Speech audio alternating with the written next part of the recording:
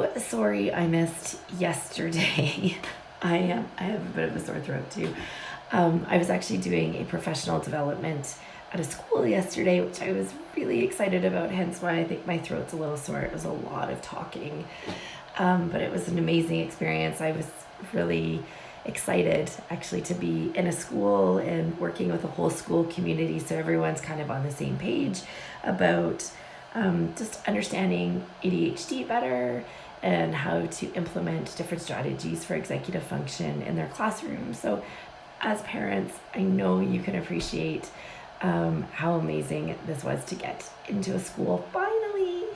I've worked with a couple online, but it was nice to be in person again. So anyway, I wanted to talk to you today about, I was chatting with one of our course members yesterday, and we were talking about just time and her, their daughter, they have a daughter, and just talking about like ADHD and sense of time and that whole time blindness. Like I said, there's that whole lesson on time blindness in module, I think it's 3 or 4, I can't remember off the top of my head, but anyway, she was saying, I just feel like she has such a disrespect for time.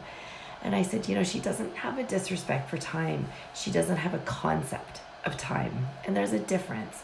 So it's not like she's purposely trying to be late for things. It's not like she's purposely, taking forever to get, in the car out to go to school.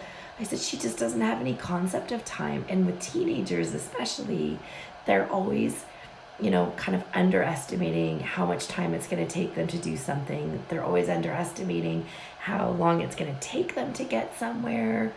And they're always overestimating how much time it's going to take for them to do something that they enjoy.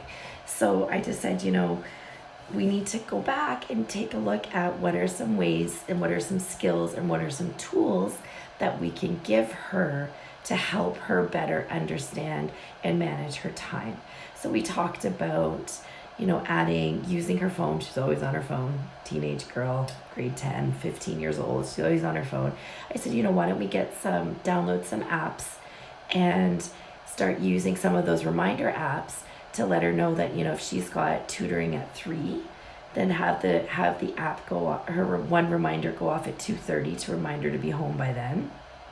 And then another one at 2:45, again, in case she hasn't, she might need multiple reminders to leave on time. So maybe even start at 2:15, and then another one at 2:30.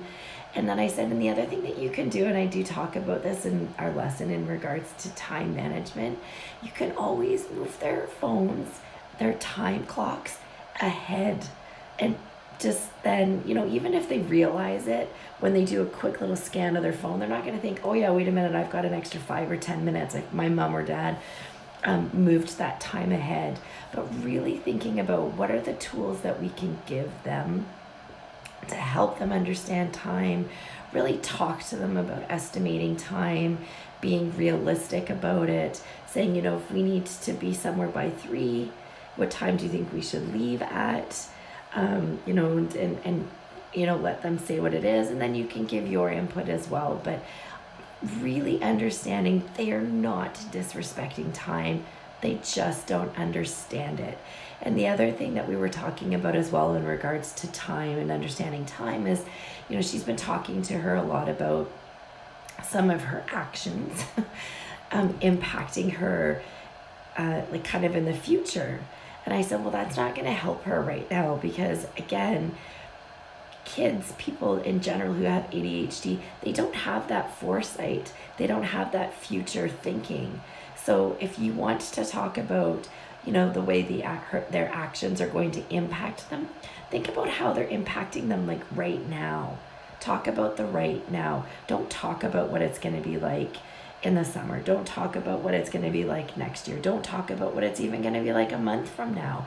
If you can find ways to incorporate, the whole consequences of their actions, because we do want them to understand there are consequences to their actions, but finding ways that it impacts them in this very moment of time And then they'll be able to comprehend it a little bit better. Because if you start talking about, she was talking about her having to do summer school. I'm like, she's not thinking about summer school.